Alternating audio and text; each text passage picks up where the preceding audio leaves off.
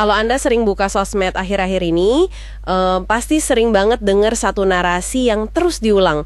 Kayak iman sama logika itu musuh bebuyutan. Seolah-olah kita dipaksa milih ya. Iya, mau jadi orang beragama yang nolak sains, atau jadi orang rasional yang buang semua keyakinan spiritual. Seolah nggak ada ruang di tengahnya sama sekali. Itu benar banget. Dan buat Anda yang mungkin dengar ini terus muter bola mata, kayak mikir, agama kan sering jadi alasan orang anti-sains. Tahan dulu skeptisisme Anda. Tepat, karena diskusi kita hari ini justru bakal menantang rasa frustrasi itu. Penelusuran mendalam kita kali ini sumbernya dari transkrip video YouTube kanal Gladius Fide Ecclesia. Iya, judulnya Mengapa Orang Katolik Harus Berpikir, dengan narasumber Romo Patris Allegro, kan? Dan benar, dan misi kita hari ini tuh spesifik banget. Kita mau bedah gagasan yang bilang kalau iman itu justru nggak menghancurkan akal sehat, tapi menyempurnakannya. Dan kenapa Anda harus peduli soal ini? Terlepas dari apapun latar belakang keyakinan Anda, kita ini hidup di era gempuran konten TikTok 3 detik. Wah, bener.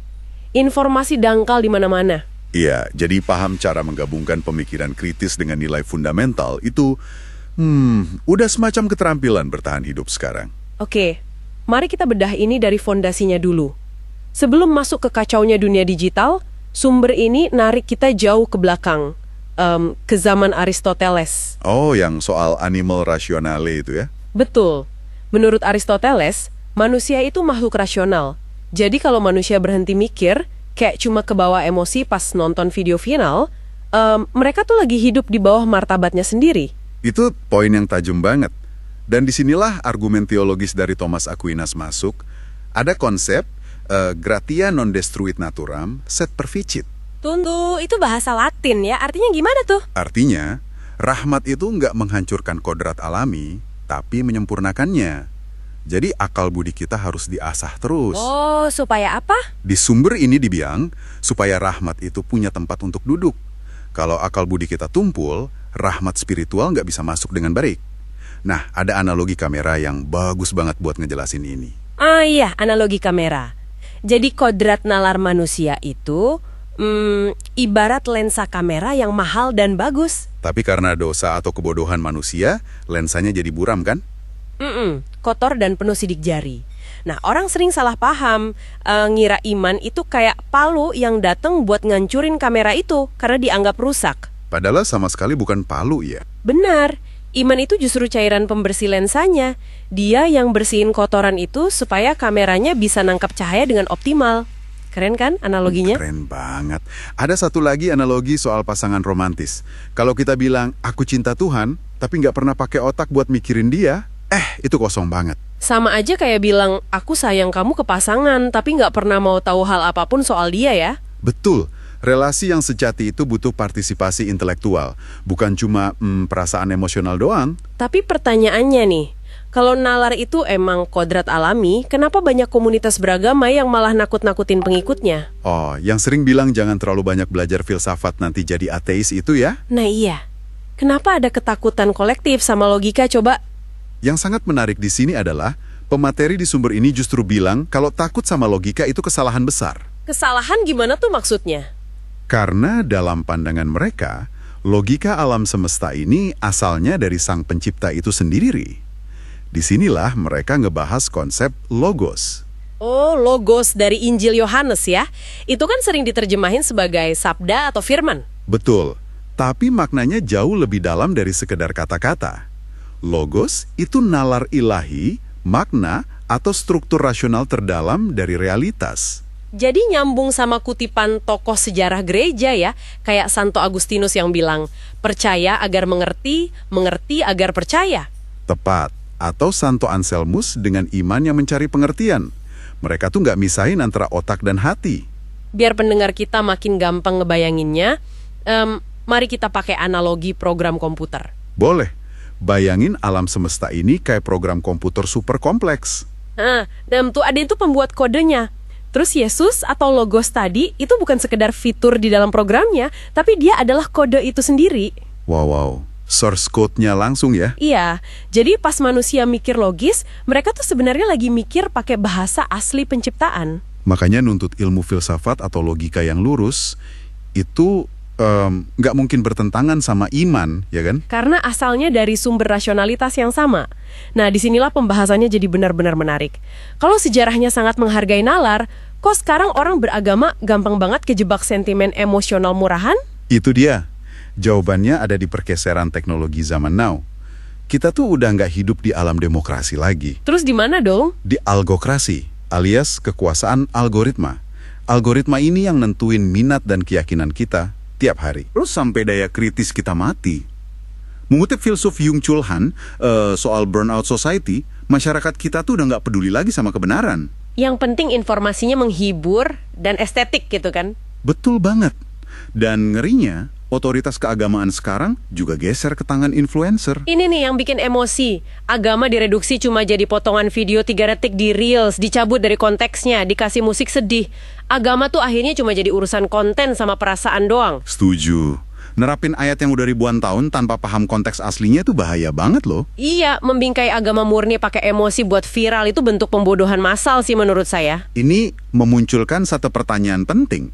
Kalau jadi bodoh dan emosional di era digital itu bahaya, apakah solusinya murni ngandelin intelektual sama sains doang? Ternyata nggak sesederhana itu. Sumber ini ngingetin kalau ngandelin intelektual tanpa panduan itu, ada jebakannya sendiri. Jebakan kesombongan intelektual kan? Ini ngejawab kenapa orang pinter bisa jadi ateis. Tepat. Kata narasumbernya, pas akal budi ngerasa terlalu cemerlang dan nolak kebenaran yang lebih besar dari dirinya, akal budi itu sebenarnya lagi menyembah dirinya sendiri. Dan penting dicatat, ini adalah sudut pandang teologis narasumbernya ya. Beliau juga mengkritik tokoh kayak Richard Dawkins dan konsep sainstisme. Sainstisme itu beda ya sama sains? Beda banget. Sainstisme itu asumsi filosofis yang menganggap sains adalah satu-satunya standar mutlak untuk menilai kebenaran. Padahal sains sendiri nggak bisa membuktikan klaim itu. Menarik. Terus ada juga bahasan soal batas nalar pas sesi tanya-jawab yang ngebandingin meditasi timur sama kekristenan. Iya, meditasi dijelasin lebih sebagai olah rasa atau fokus di kehendak hati. Bukan kegiatan intelektual yang bikin abstraksi logika gitu ya? Betul. Dan gereja Katolik punya batasan nalar sendiri. Calon imam diwajibkan belajar metafisika realisme atau Thomisme. Biar kerangka berpikir mereka nggak melenceng kan? Mereka juga tegas bedain mana yang opini teologis yang bisa didebat, mana doktrin yang bisa berkembang, dan mana dogma. Dogma itu yang kebenaran absolut ya? Iya, yang nggak bisa diganggu-gugat. Dan kadang emang nggak nyaman buat diterima logika modern. Nah, soal iman dan pembuktian ini ada analogi yang asik banget. Analogi perahu pemancing. Wah, gimana tuh ceritanya? Jadi bayangin ada 2 orang mancing di danau di perahu yang beda. Terus satu orang teriak dari jauh, di sini ada ikan. Terus temennya gimana? Temennya langsung pindah perahu nyamperin. Dia pindah bukan karena dia bawa alat ukur saintifik buat ngecek airnya kan? Ya, pasti enggak lah. Dia pindah murni karena dia percaya sama temennya itu. Jadi iman itu melibatkan relasi dan kehendak. Bukan cuma kumpulan data empiris yang dianalisis secara dingin ya. Bener banget. Kalau kita tarik ini ke gambaran yang lebih besar, ada fenomena aneh nih. Masyarakat modern kan udah capek sama dogma dangkal di sosmed, tapi juga hampa sama rasionalisme yang dingin. Terus mereka larinya kemana? Hasil datanya mengejutkan loh. Meskipun sekularisme naik dan banyak gereja mainstream mulai sepi, ada gerakan besar dari Gen Z. Gen Z? Mereka malah ngapain? Mereka justru balik ke tradisi Katolik yang sangat kuno. Berdasarkan riset Pew dan tren yang ada, banyak anak muda nyari biara kontemplatif yang terisolasi di Eropa. Masa sih? Kenapa nggak nyari yang modern? Mereka malah ikut misa tridentin yang pakai bahasa Latin. Alasan psikologisnya, karena dunia modern ini udah terlalu vulgar. Vulgar dalam arti semuanya serba terekspos di ruang publik gitu ya? Betul. Generasi muda ini lelah. Mereka nyari sesuatu yang terselubung, yang sakral, dan penuh misteri mistik. Perjumpaan pribadi, bukan cuma ide abstrak. Dan menariknya, sumber ini juga nolak keras gagasan relativisme, yang bilang semua gereja itu sama aja, yang penting cari Tuhan. Pandangan begitu kan pragmatis banget. Kata sumbernya, itu justru mengabaikan kebenaran struktural dan malah bikin kekosongan batin makin parah. Pemberontakan Gen Z ini justru ngebuktiin poin awal kita soal animal rasional ya kan? Iya, pas manusia terus-terusan disuapin algoritma, nalarnya bakal memberontak, nyari makna transendental yang asli. Jadi, apa kesimpulan dari semua ini? Intinya, pemikiran kritis dan iman itu bukan musuh. Sama sekali bukan. Menggunakan akal budi secara optimal itu tanda kedewasaan. Bener, menolak disuapin video viral, mau neliti konteks sejarah, dan bisa bedain mana dogma, mana opini. Narasumbernya pakai istilah yang keren banget buat ini, martir digitalis. Wah, martir di era digital. Iya, jadi saksi kebenaran yang rela mengorbankan budaya instan demi kebenaran yang mendalam. Keren. Dan sebagai penutup, coba Anda renungkan satu hal ini. Apa tuh? Kalau sang pencipta itu adalah logos, yang berarti sumber nalar dan keteraturan absolut. Dan di sisi lain, dunia modern kita sekarang digerakkan murni oleh algoritma. Yang mana algoritma itu kan tatanan logika matematika buatan manusia aja ya. Logika digital lagi bersaing buat ngegantiin peran logika ilahi dalam ngebentuk pikiran kita. Oh wow, itu merinding sih dengernya. Dan kalau emang iya, pertanyaannya sekarang, siapa yang sebenarnya pegang kendali atas kode di dalam benak Anda hari ini? Pertanyaan yang harus dijawab sendiri-sendiri tuh. Pastinya. Terima kasih ya untuk Anda yang udah ikut membedah materi ini bareng kami.